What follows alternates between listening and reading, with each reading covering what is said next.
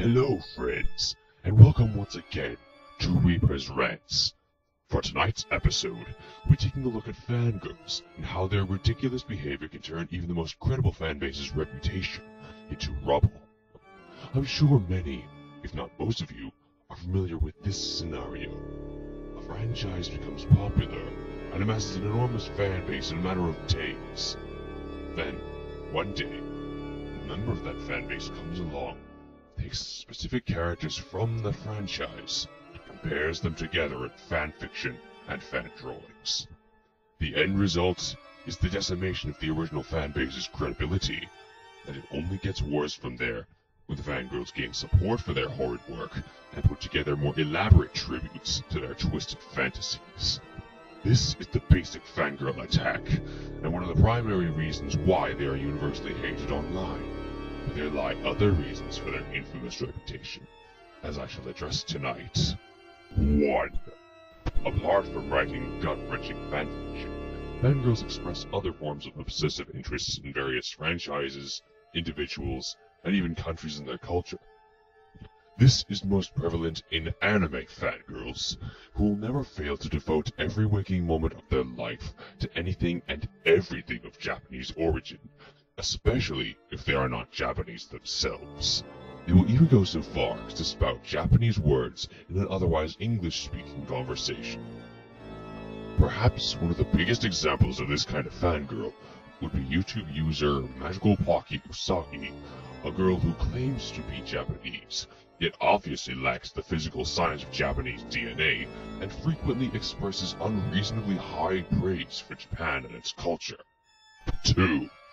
Just as children will not often tolerate differing opinions from their own on the internet, fangirls will attack critics and haters in a similar sort of fashion, but oftentimes some will take things one step further and physically attack those who do not share their views on various items of media.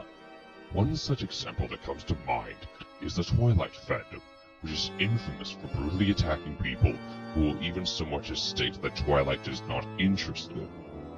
It makes one fear for what will happen when the next big young adult franchise comes about in a year or two, does it not?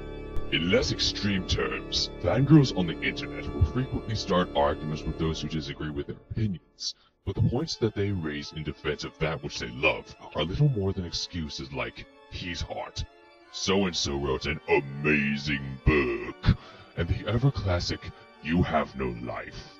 These arguments are pathetic, for the ones who make this argument are simply whining about how this one person doesn't agree with them about this one thing. Here's an idea, fangirls. Instead of throwing a fit every time someone doesn't think that Justin Bieber or Robert Pattinson is attractive, either ignore it or learn to debate with them in a sensible and mature fashion. And finally, 3. As a direct result of the raving fangirls, a countless number of individuals have abandoned a countless number of fanbases for fear of being associated with such nonsense as theirs. And really, who can blame them? The fangirls that plague these franchises are ruthless in their endeavors, will not rest until their fandoms are dead and buried. It is because of them, the anime fanbase, Sonic the Hedgehog fanbase, Twilight fanbase, Jonas Brothers fanbase, Justin Bieber fanbase, and many others are oftentimes looked down upon by the internet community. To conclude this rant, I have a message for any and every fangirl who is watching this.